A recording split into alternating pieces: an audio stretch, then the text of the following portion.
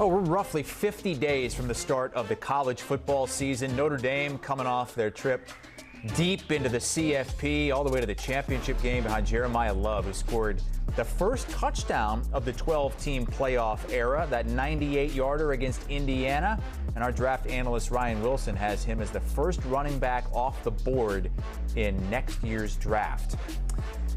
And our love for Love continues with former Stanford great Bryce Love, who joins us here on HQ. Bryce, we asked you to rank your top running backs this season. I know you're not related to Jeremiah, but why is he number one in your heart? Yeah, hey, see, Chris, you might have to hold your horses. We probably are kin somewhere down the line. Who knows? But for me, I mean, it's like everybody sees when you see the tape. I mean, his talent jumps off. His contact balance, his quickness, his speed, his vision. I mean, he checks every box, downfield passing, receptions, all that good stuff. So he's really an amazing talent at the position, and excited to see how this next year goes for him. Love with over 1,100 rushing yards last season for Notre Dame. Again, he has the first touchdown of the 12-team playoff era, but that era might only last another year, this year in college football. He faced off against your number 2 running back in last year's playoff semifinal, Nicholas Singleton of Penn State. He had 3 touchdowns in that game, but it wasn't enough. What does he have in store for this season in Happy Valley? Yeah, I mean, you hit it on the head. I mean, Nick Singleton, what jumped out to me is you could just see his experience on tape. I mean, you see the patience in his runs. My coach used to always say, understanding leads to control. So you can see how he runs behind the line. And then on top of that, he has that first step, that acceleration, that home run speed. And he checks, so many of the boxes as well. And it's crazy that 2 of the top 6 running backs in the country are on one team as well. Yeah, you've got his teammate Kaytron Allen coming up in just a little bit. What is that like with 2 running backs that good in the same backfield? Yeah, I mean, I experienced it a good bit with Christian, not necessarily to this extent in terms of balance for opportunity per se, but each one of them somewhat complements the other in a lot of ways, and you can see that on tape. You have a guy, obviously, Kaytron Allen, he'll come in, get the grind yards, the gritty yards, the power back in a lot of scenarios, and then you have the home run hitter in Nick Singleton. So they complement each other well, and you can see it on tape. Yeah, more on that in just a second as we move down the rankings here from Bryce Love, who's ranking his top running backs going into this year in college football. Maybe a little bit under the radar at number 3, the ACC Rookie of the Year from last year, Isaac Brown out of Louisville. Your alma mater knocked him out of a game last year, and you came back to win that game, potentially because he wasn't able to play late in that game. He came right back, though, the following week, scored a couple of touchdowns, and really capped off a great first season with Louisville. What do you expect in year 2?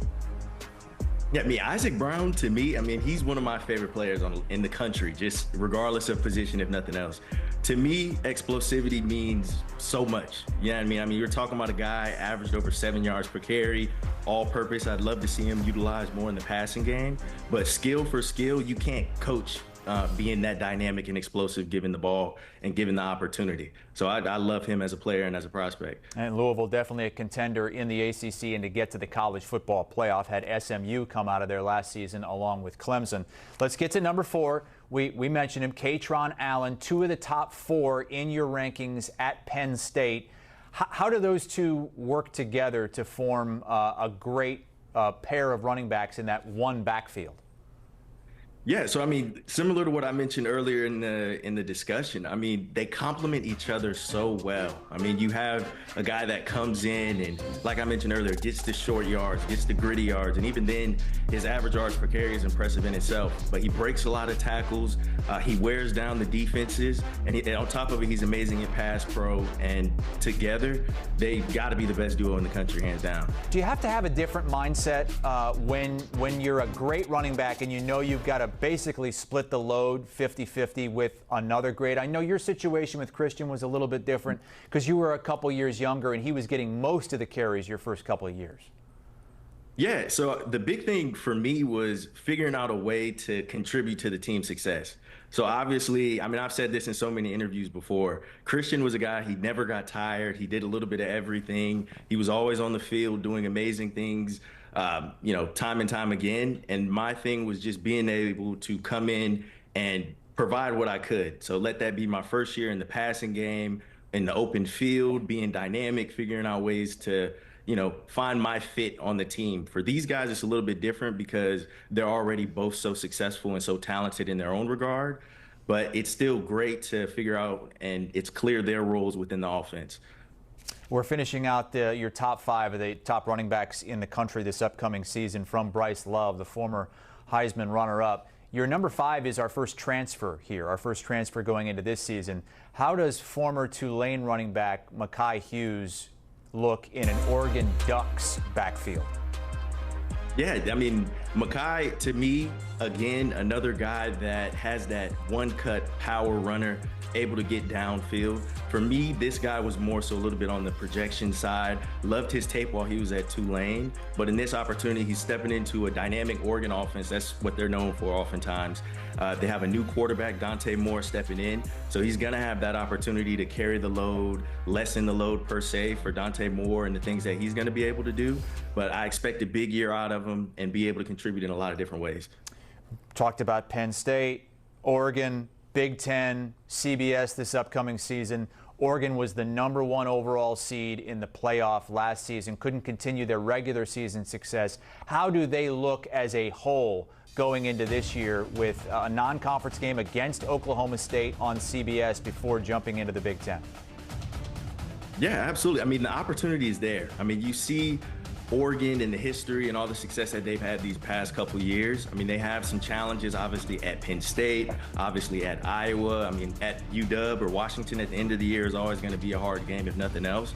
But to me, it's more so about putting it all together. When they have the opportunity in these playoffs, if they are blessed to be able to go that far this year, they need to execute and rely on the fundamentals that really got them there in the first place and continue to grow as a program week to week. You gave us a 6th running back as well, and this is where we're going to cap it. The top 6 running backs going into the season, according to Bryce Love.